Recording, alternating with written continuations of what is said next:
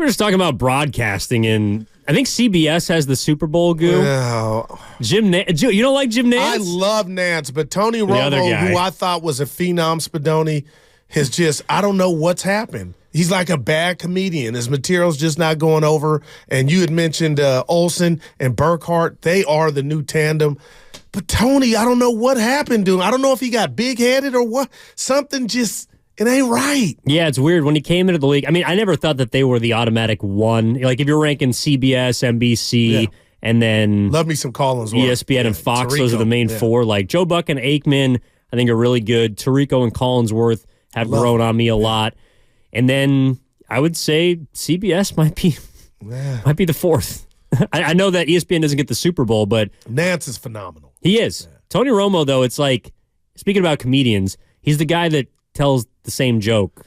And I think that's why you're thinking he's getting worse when he's just the same. And my ears tell me sometimes, theater of the mind, that I think sometimes Evan Nance is getting tired of his act. Like, he'll never diss him, but you could just, on the broad, like, did you really say that? Without saying it, like, I'm feeling like Nance is kind of fed up, too. Well, there's some people in the YouTube chat, powered by First NorCal Credit Union, saying he calls the plays before they happen. Well, he used to. Now, yeah, you notice he doesn't do that a whole lot anymore. No doubt about it, man. He's that not was telling his you where claim it's going. to fame. Exactly. You know why? I think it's because he's not close to the game anymore. Like, when we went straight to the booth, he knew offenses, he knew defenses, and 5 years later, it's like, well, they're a lot different now, so he can't tell you where the ball's going. Because that was his thing early. He was the predictor, and now he's just a color guy. Drew down saying Romo solid. I ain't mad at you. I mean, he's got talent, but I was a big fan early on. Yeah. No, I mean, look, I'm a big fan of Jim Nance. I can't wait to hear him call the Super Bowl. And either way, like, the broadcast is going to be fine. All right. I just think there's a couple guys that do a little bit better. I'm a big Chris Collinsworth guy right now. No doubt. You had to give me one. No doubt. And I'm a big Brock Purdy fan right now as he gets set for the Super Bowl. I honestly do like Patrick Mahomes a lot, even though he's in the division of the team that I root for. That pisses me off. But he's a fantastic quarterback. And the Chiefs have been in this situation more often than not. The San Francisco 49ers are trying to break through. And we're trying to discuss just what and why. I don't know if it's doubt or if it's hate or if it's just a dismissive type of tone that continues to surround the team, because the Niners are the favorites, Scoo. Like, they're 2-point favorites right now.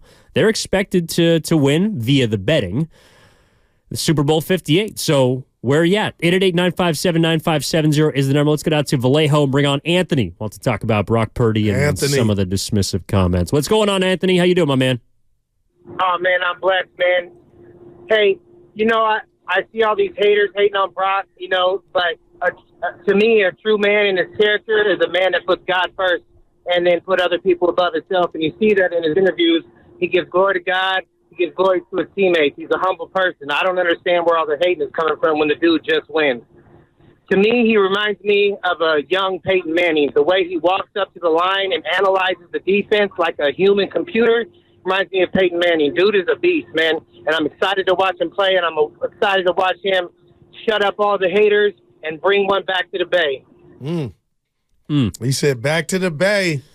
It's been 30 years. No doubt, man. It's been 30 years. 1994. 29, I guess. Yeah. Technically 1995. But you're right. And I think, I don't know if I would put Brock Purdy yet in the Peyton Manning type of atmosphere, because I think Peyton Manning was his own OC. Like, he was his own play caller, knew exactly what he was doing by year 5 or 6 with Indianapolis. Brock Purdy still needs Kyle Shanahan. That's also not a knock on him. Like, this is it too, Go. When we look at the two head coaches, they're probably the two best play callers in the game, in the NFL. No doubt. But, and I wonder about this too, how people feel comparing Shanahan to Reed. I do think that Mahomes can be closer to his OC, his own OC, than someone like Brock Purdy can. And that's just where they're at. Like, Brock Purdy's 24 years old. It's his first year as a starter. Patrick Mahomes has been in the league for, 6-7 years. He's been to 6 straight AFC title games. I mean, this guy has had the blessing of being with a great play caller in Andy Reid, but also playing with great talent around him in Travis Kelce. Maybe less talent than in years past, but also having now seen almost virtually every single situation there is to see in the NFL. So, yeah, I would expect him to be more of the OC on the field than Brock Purdy. I don't think that's a knock. Yeah, no, not at all. And, again, the job description, Evan, doesn't require be a computer on the field, but I'm totally with you. And you look at Andy Reid and what went into his psyche to look at Patrick Mahomes at Texas Tech and say, okay, this dude could be the next best quarterback in the NFL. You look at the return on investment Andy's got for that draft pick, that's through the roof. And then I got somebody right behind you. Can I interest you in the draft pick? Forget Trey Lance. Brock Purdy and the ROI on that draft pick by Kyle Shanahan. So we'll see next Sunday in Vegas how sweet who sang that? How sweet it is to be loved by you. But I say that to say is how sweet would this Niner victory be for everybody involved that they beat Andy Reid in his brilliance from a Kyle Shanahan vantage point, and then also on the flip side, hey, Brock, who did you beat? Oh, I just beat a guy named Patty Mahomes.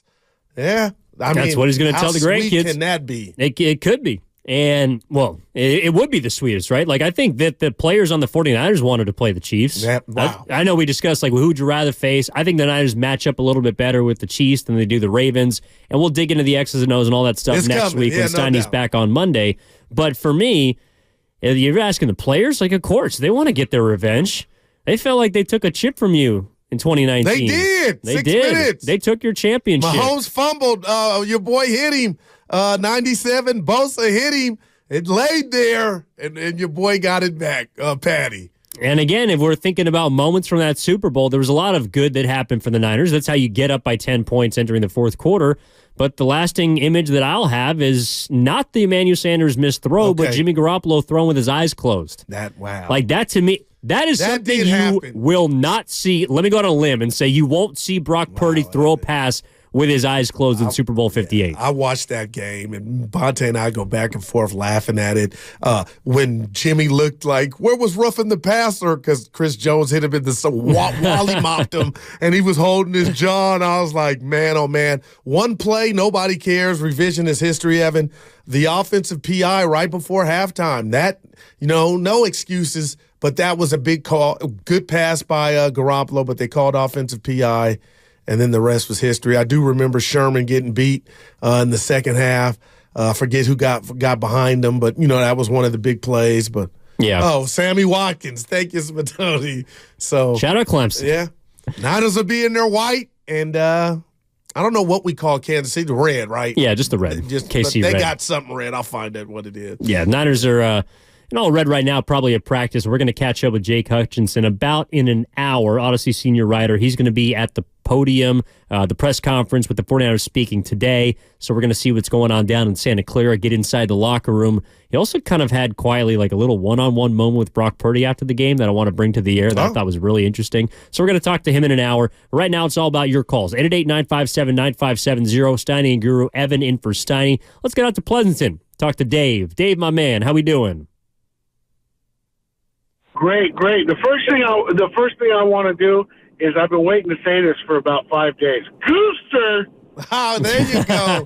I love that. Low is special. Okay. Yep. So when you talk about the announcers, we cannot forget about Tim Ryan. To me, Tim Ryan is the GOAT right now. I love watching broadcasts with him. So Cam Newton came out and tried to defend his statement against Brock Purdy.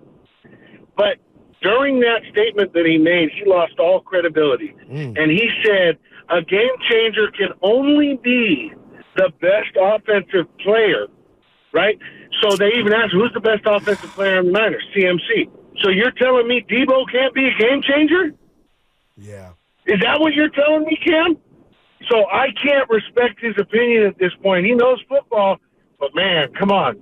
You can't do that. That's all I got, guys. Thank you. No, appreciate it, Dave. Thanks, man. Also, go ahead. I was going to say from the 628, how sweet it is, James Taylor. Okay, there you go. Appreciate it, Comcast Business Text Line. And let's be honest, he's got a podcast. He's trying to be Club Shay Shay and Cat Williams and break the internet. That's what it's about, clicks, right, Evan? If you say the regular stuff or the smart stuff, I don't know if in our society now you're going to get a lot of clicks. But if you say something derogatory or that Evan thinks he's all, you know what I'm saying, mixed with that, that's where people are, the numbers will go through the roof. Well, I'm out on Cam. I'm hoping that smart Big J journalism still has a place in our society. You would think. I'm hoping that smart coverage and analysis and thoughtful conversation still has a place in society.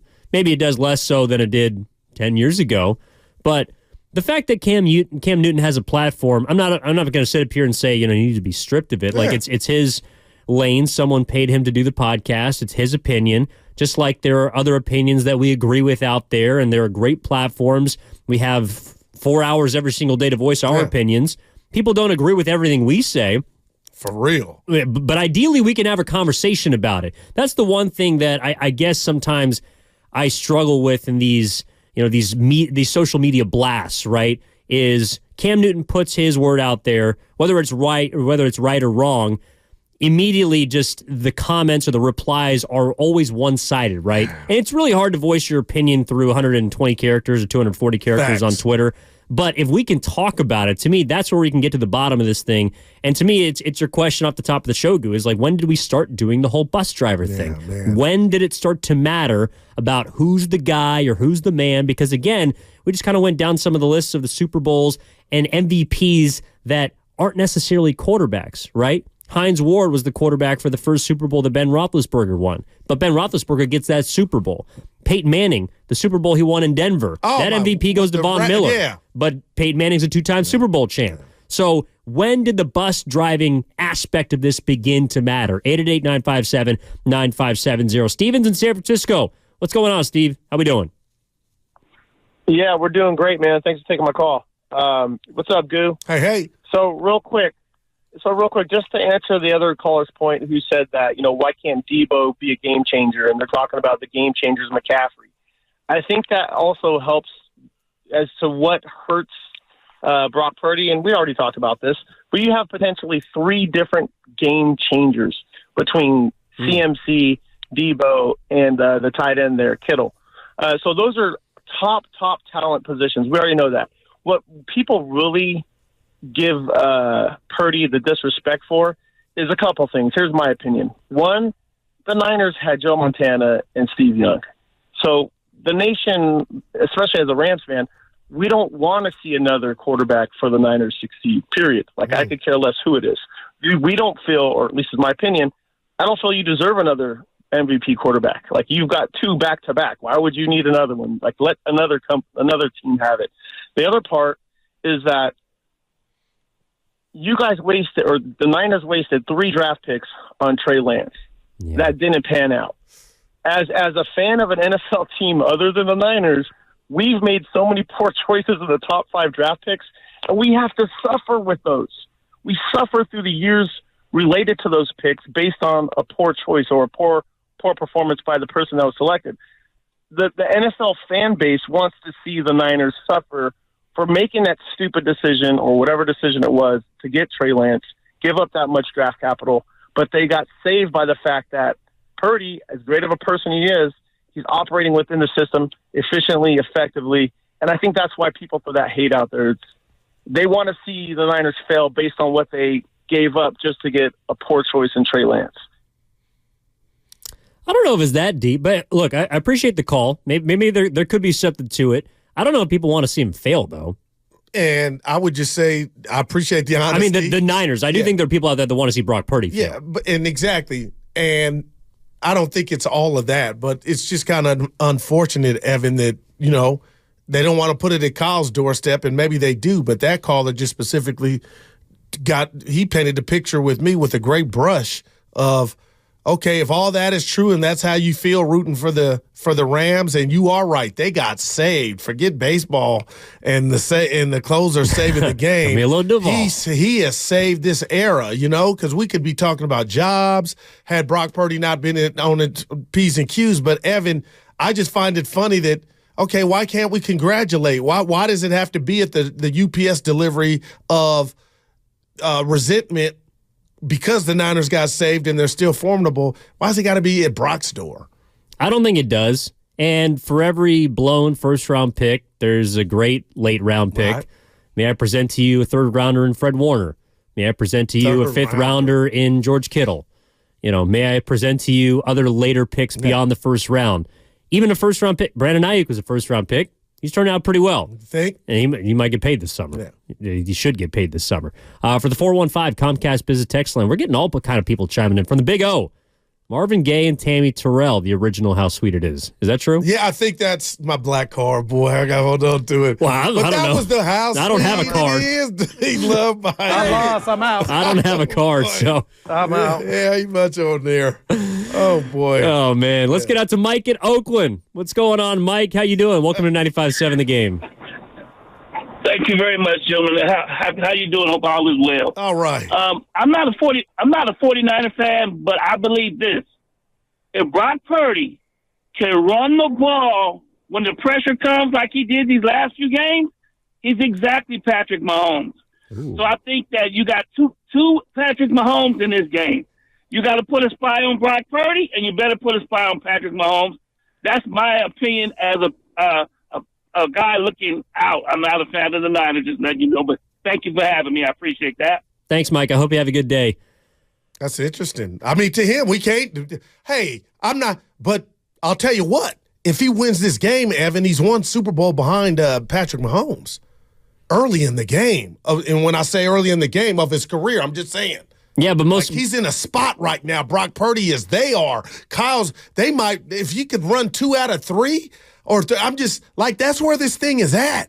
It is on the tee right now. What you're going to do with it when you come Sunday and next year. But if we were to get into that, and I know we won't, Spinoni, who you got winning the NFC next year? I mean, the Niners, if they're not 1, they're 2 or 1A or 1B. It's right there for a run. But you had the trivia earlier in the show, which I think points to how urgent it is to win one Super Bowl, because the Niners are trying to get their 6th in the history of their franchise. This ain't the New York Yankees. Like, you're not just going to rattle off 27 championships over the course of your existence. Man. You're not winning like the Boston Celtics in the 60s. You're not winning like the Golden State Warriors all of a sudden. Now, you might, and those are dynasties. And nobody saw those 4 coming at all. Exactly. They came out of nowhere. But I don't want to put the cart before the horse of, like, oh, he's 1 behind Mahomes. Again, Peyton Manning's got 2. He's one of the greatest quarterbacks of all time. I think there's other great quarterbacks that are Hall of Famers. Drew Brees, Aaron Rodgers. Yeah. They got 1. Just to get 1 is incredibly difficult. Nevertheless, 2, 3, 4, like quarterbacks that have played for the 49ers, a.k.a. Joe Montana. I love you. So how did you compute that call when he said there's 2 Mahomes? There's Would not. You be like, slow? So, with all due respect, okay, right, let's slow down. There are not 2 Mahomes. But he felt it. But again, you don't have to be Mahomes to beat Mahomes. Like, Joe Burrow has beaten him. Tom Brady, at his age, beat Patrick Mahomes. Yep. But I'm looking at quarterbacks that Pat Mahomes has lost to this year. Aiden O'Connell has beaten Patrick Mahomes. I mean, Jared Goff, who Brock Purdy just beat, has beaten Patrick Mahomes. Hurts. The question is, can you do it on the biggest of stages? And so far, Brock Purdy has come up aces in every game that he's started and finished for the 49ers. Yeah. And I believe he's got what it takes. If there's someone that could do it, I'm not going to write Brock Purdy off. I can't do that because there's no evidence so far to suggest I should. Yeah, I'm totally with you. So that's all I am, is trying to live my life and be fair with my sports analysis, Evan. And like I said, this is a major, major opportunity for the franchise, the head coach, however you break it down, for them to go on a run. Hey, YouTube chat, get off my card, okay? First NorCal Credit Union, get off my card, all right? This guy, what happened? My guy to Mike said Evan's only got Pokemon cards. That's a 4. Evan was in a caddy back in the day, baby. Yeah, 1974 gold caddy on 22s. How about that? Shout out North Oakland. Let's keep this thing rolling here on 95.7 The Game. Evan Giddings in for Matt Steinmetz. Daryl the Guru Johnson. Stein's going to be back on Monday off the hip surgery. Looking forward to that. Let's go out to